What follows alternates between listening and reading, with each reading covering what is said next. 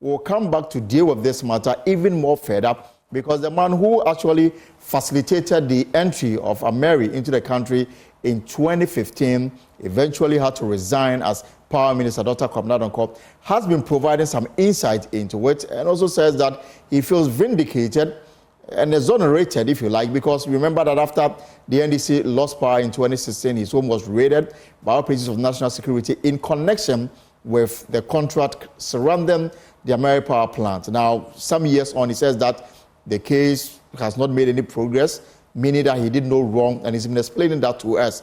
We're going to bring that to you very shortly.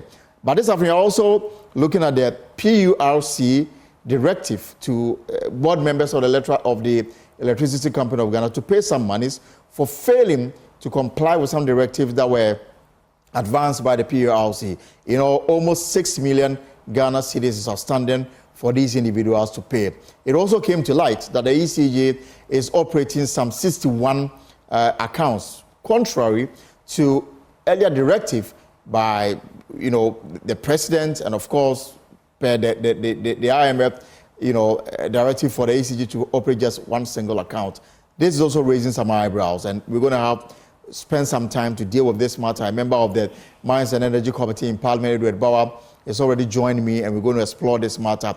And then when the Amer rebranded commissioning is on, we'll take you live to Kumasi to bring you the very latest on that, and also hear from Dr. Kwabena Donkor, who has a lot to say regarding this particular matter. We'll take a short break and we'll be back. Right, so this is an afternoon of power, electricity, energy, all put together from every angle. And I'll take you live to the Ashanti Regional Capital, town of Angomaso, very shortly when the event is finally underway.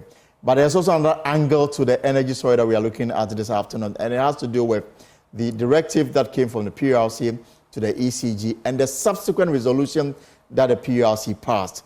So the Electricity Company of Ghana failed to fully comply with the public utilities demand for it to furnish it with details of all bank accounts and investment accounts currently operated by the power distributor. The ECG currently operates 61 bank accounts according to PURC statement, but only presented details of 36 accounts to the PURC. The PURC says initial assessment of the data reveals substantial discrepancies in the financial reporting and operational transparency of the ECG. Member of this, Kofi Ajay, will join me with more as we have been digging into this matter. Also, member of the Mines and Energy Committee in Parliament, Edward Bauer, joins me via Zoom. Let me bring him on now. Mr. Bauer, it's good to see you again this afternoon on the Pulse. It's good to see you too. All right. So, before we talk about ECG and PURC, now Amer, which was a controversial subject in 2015, is now giving some life in the middle and the northern sector of the country with the commissioning today. Do you have some few comments to spend on this matter? Thank you very much. Yes, I think I do. This is a subject that not only was I at the ministry, but post the NDC government, I've written about 2 or 3 articles on, just to be able to do some clarification. But on specific, you see, if you watch on the media space, particularly the social media, and I think on the electronic media also, you have the chairman of the subcommittee on energy for the Baumia campaign, and that's Kojo indicated that the basis for which Amer is even being changed is because the name is associated with rent seeking, the name is associated with corruption, the name is associated with anything that is not good for energy sector. And that is the part that I feel very sad, and it's also unfortunate, because this is the same gentleman that I had worked with in the civil society space, and I knew his comments before that. Right. But just to the main issues, look, the Amer deal was not just by virtue of the fact that the NDC says, oh, it was a good project, and the NPP says it is not a good project. That is not it.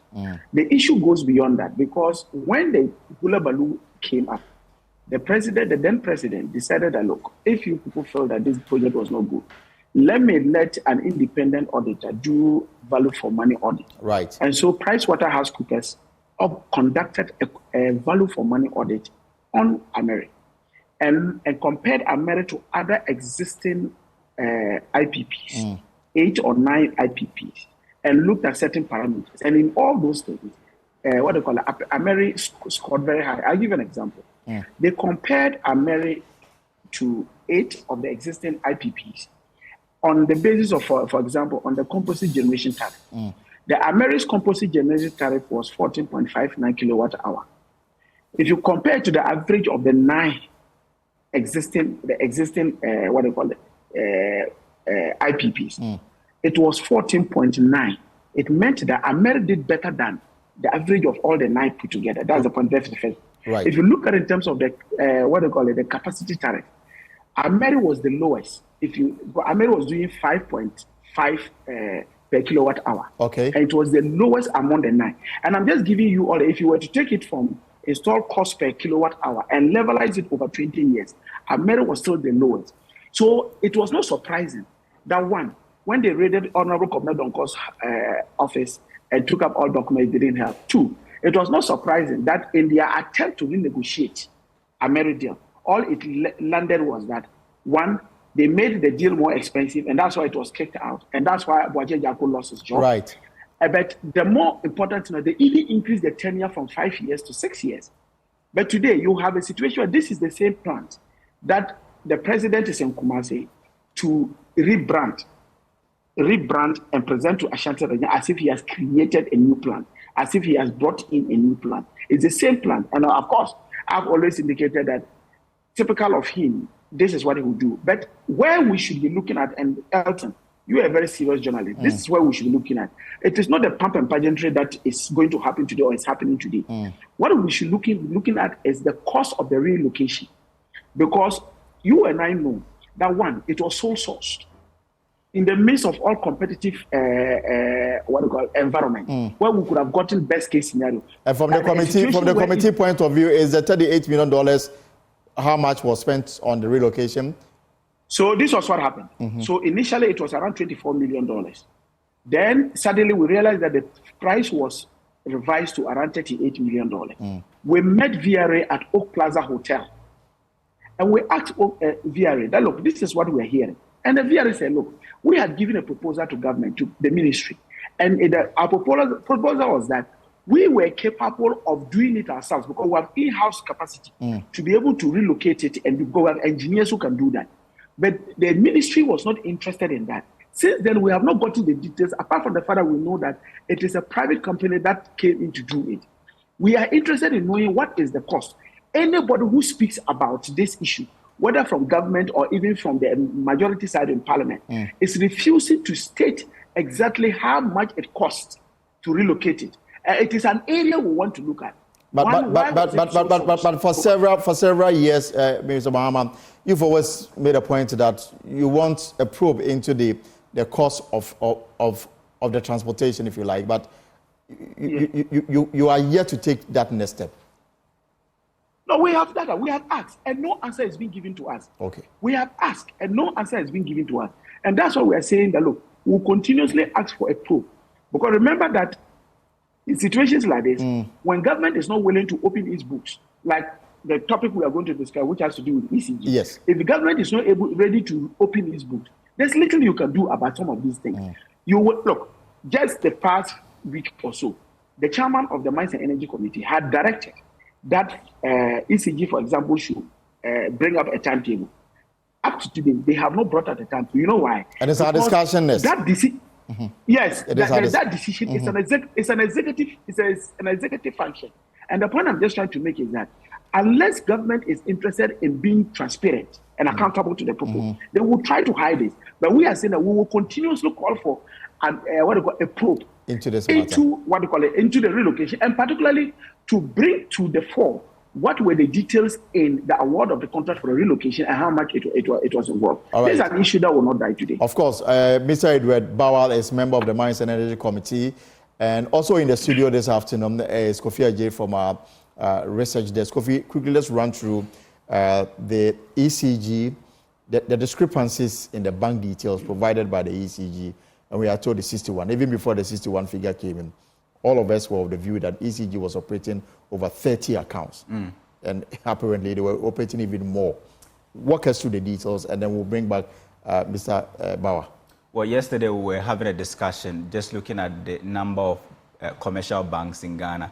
And we said there are about 23 commercial banks in Ghana, and ECG alone has 61 different bank accounts. It means that they have multiple accounts with different banks. And why is this so important? Now, ECG is not only dealing with PURC at the moment.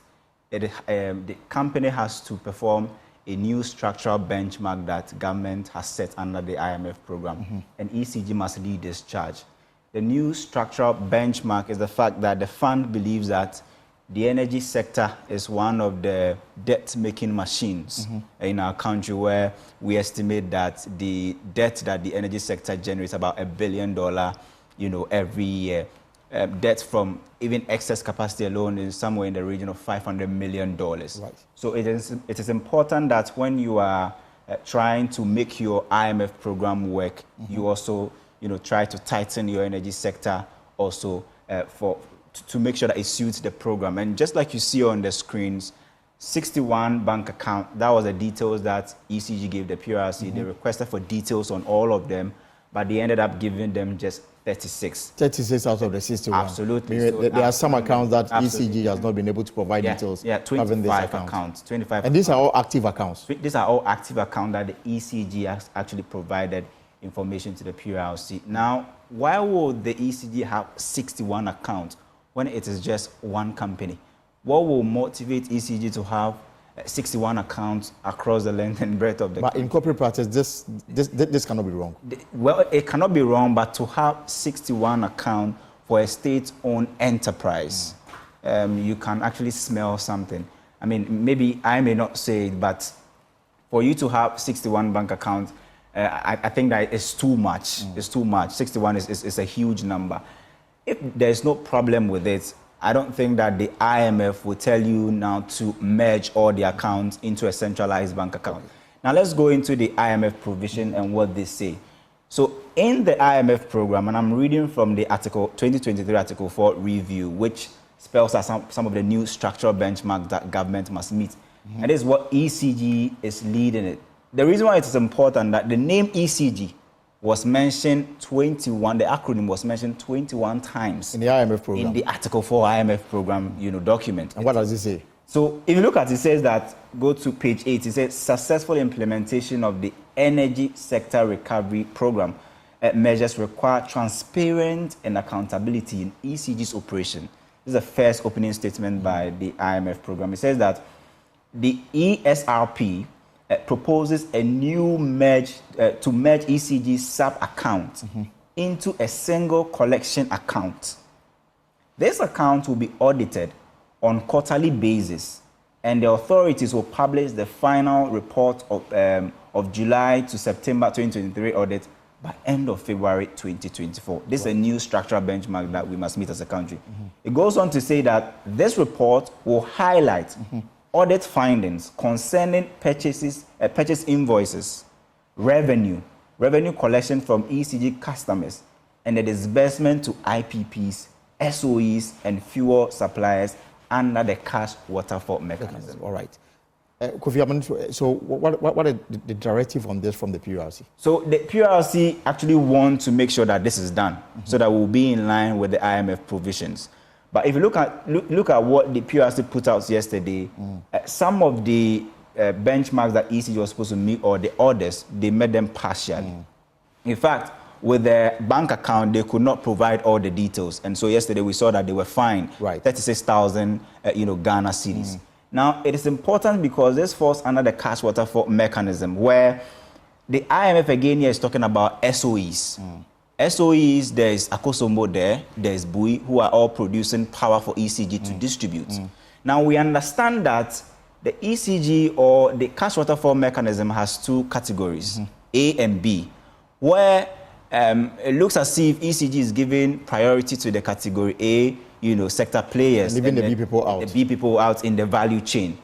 And you ask yourself, these B are state-owned enterprises. So how do you expect them to survive? And to the extent that we've been told that we, for example, at some point had to go to the bank to raise overdraft, to pay salaries of their workers. Because ECG, the off-taker, was not paying them. Yes, and ECG is holding more than 446 million Ghana cedis that they are supposed to disburse to these state-owned enterprises, and since August 2023, they've not done that. They've deducted the money from their collection within the period and but it's not going. But it has not been. Thank you very much, Kofi Ajay from our research desk. Now let me bring in again Mr. Edward Bauer, member of the Mines and Energy Committee. Mr. Bauer, so did this matter come up when you met players in the industry? This accounts that is become a subject of controversy. Basically, these issues, before even we met them, we knew about these issues. Why? Because your colleague has indicated very clearly that there had been a clear admission of the fact that, look, if you look at the debt accumulation in the energy sector, there was a need to do something about it. Two, they assessed the value chain in the power subsector and realized that the ECG was the weakest link.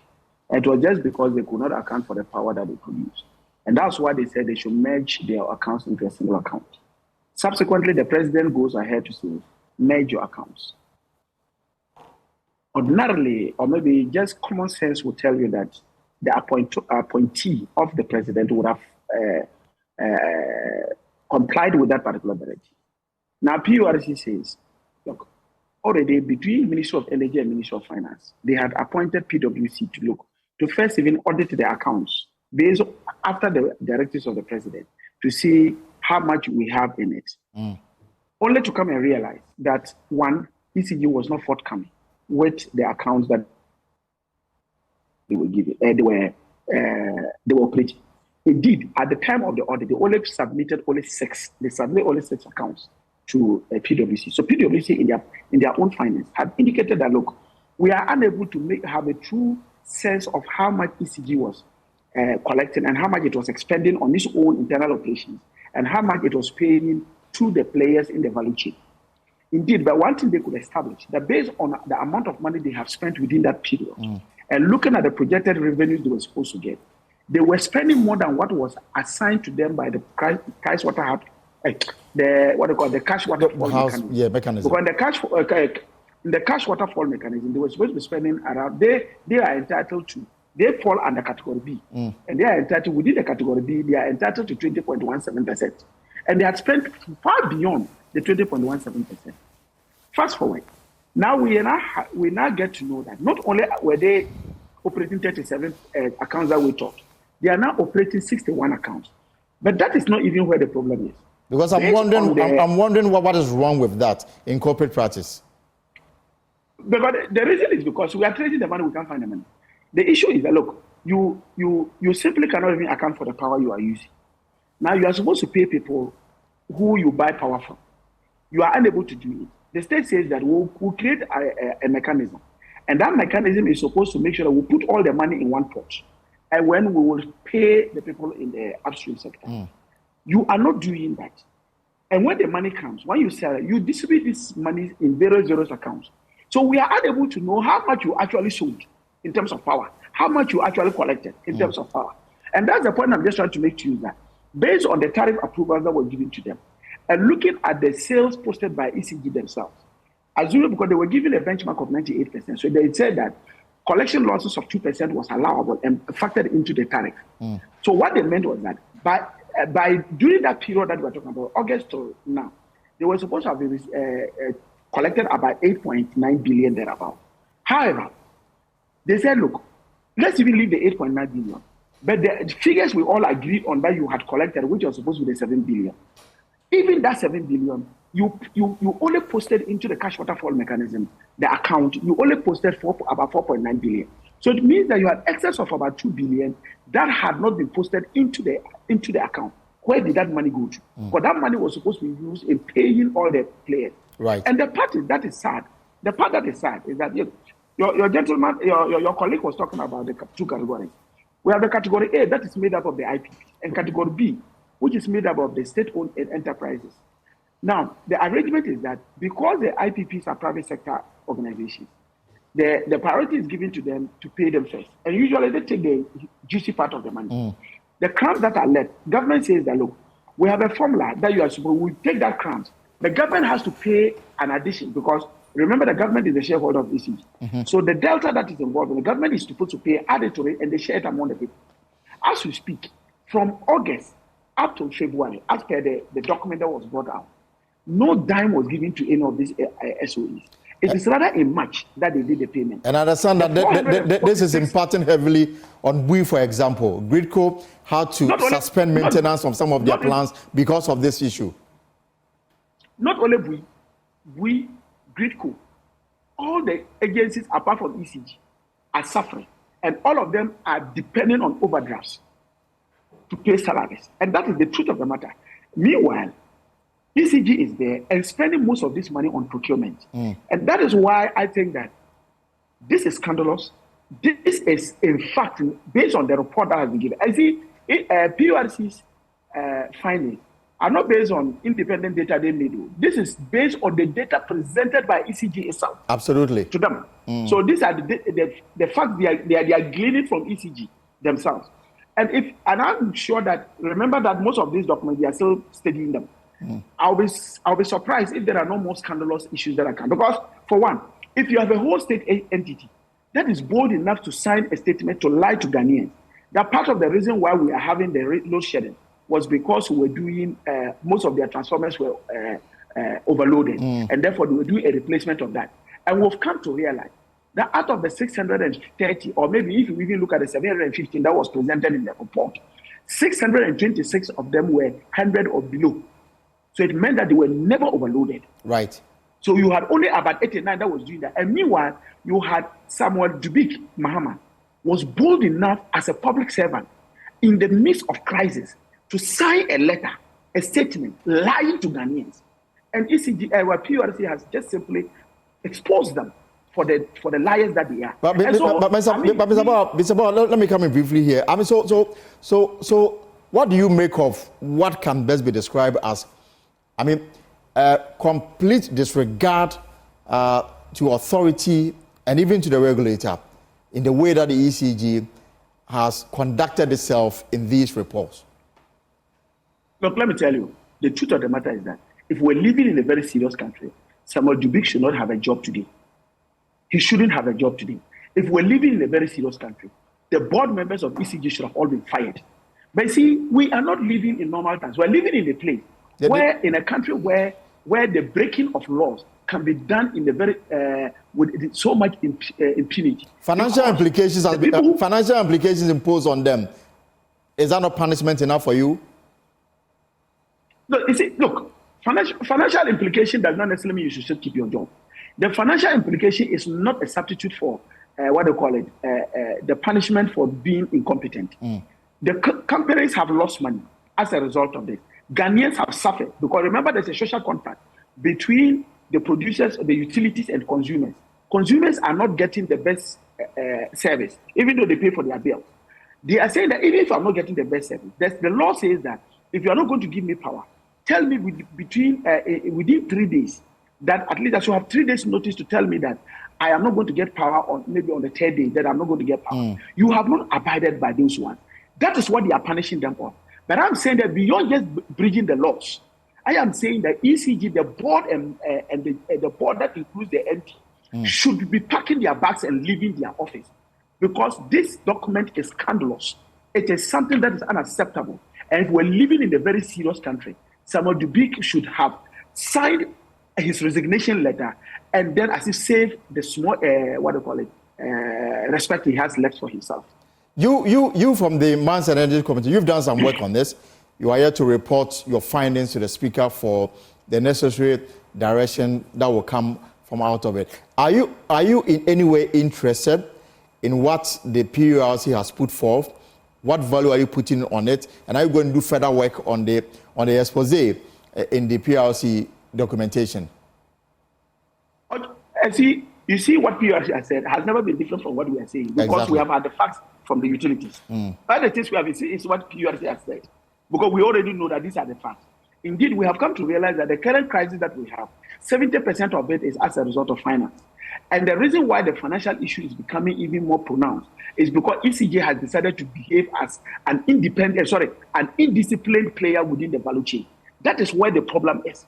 And that is why we are saying that until we correct the ECG part, and I'm not surprised that consistently everybody, including the IMF, locates ECG as the problem within the value chain. And even now we have managers who are not committed to ensure that even the small that we can collect, we use it judiciously. Look, I have always given an example that you are a parent in the house. You borrow to feed your children. You borrow to pay school fees. You borrow to take care of their medical bills. The money comes. What will be your first line of action? Your first line of action definitely will be to settle those indebtedness that you have incurred as a result of trying to provide some particular type of quality life for your family. Right. You don't go contemplating on painting your house. So when you have a situation where you have so much debt owed to these utilities in the upstream sector within the value chain, instead of looking at the payment of these people as a priority for them to meet their operational costs, what you do is that you rather use that money for procurement for your internal operation. That is indiscipline. And that is why I say that somebody like Kelly Gajipo, who resigned, should have resigned many, many years ago. However, it is better late than never. He is gone. The other board members should leave, and that the MD himself should be packing his bags and leaving that office. And if they don't, you expect the appointing authority to act? I will continuously raise the issue that they must go. They have lost the right to occupy those offices. They have lost that particular right, and they must leave the office. I am surprised that they are still there. Look, the management of ECG and the board of ECG have played a serious camp on us in terms of PR. They have created an impression that the current or the new management of ECG is a management that is doing so well. Look, the last time they were doing they were trying to recover their debt owed by consumers. Yes. They had announced that about 7 billion was going to be collected. That was the target they had given. That 7 billion was going to be collected. At the end of it, they announced that they had collected 5.7 billion. Right. Ask them, why did they put that 5.7 billion in the cash waterfall mechanism? For them to apply to all the players in the value chain. Go to Ghana Gas today. Ghana Gas, they are spending money. Ghana Gas is pumping money into the supply of gas to the utilities, but they are not being paid. And because they are not being paid, they also cannot pay GNPC. For GNPC to also now sit down to pay their partners within the upstream sector and the petroleum sector. What kind of indiscipline is this? And so I think that President Akufo-Addo checked out many months ago as being the president of this country. So he can't be bothered as to what is happening. I am really irritated by the fact that this is a sector that we were struggling to see how we could bring it back to normalcy, to ensure that we can have reliable and affordable electricity supply to Ghanaians, devoid of debt and stress. What these people have done under President Akufo-Addo is to mess up the sector. And they have now appointed people who simply cannot be bothered about whether the country has a viable power sector or not. They can't be bothered because in their houses, they can put on generators and have lights. And when the lights go off, so they can't be, and they can afford to buy the fuel that is skyrocketing, fuel that is making people not to even be able to get their daily bread. Because they can afford those things, they can't be bothered. And Elton, today, this afternoon, I'm so irritated because I'm just disgusted by the level of indiscipline that is being perpetuated within the industry. Then you have the president sitting in Kumasi that he is coming to commission a particular plant that he didn't even do. I mean, this is an apology of the country. Right. Mr. Edward Bauer, all fired up. Thank you very much for your time this afternoon. And of course, the ECG, they remain tight-lipped on this matter. All board members cited in the PURC report, they've made it clear that they will not speak to this matter, at least for now. And then subsequently, they will speak to the media. But the ECG MD is actually out of town. You know, PDS also took government to court. And then there's an arbitration going in London, and it's also there. And again, this is an energy, infused pause this afternoon here on Joy News.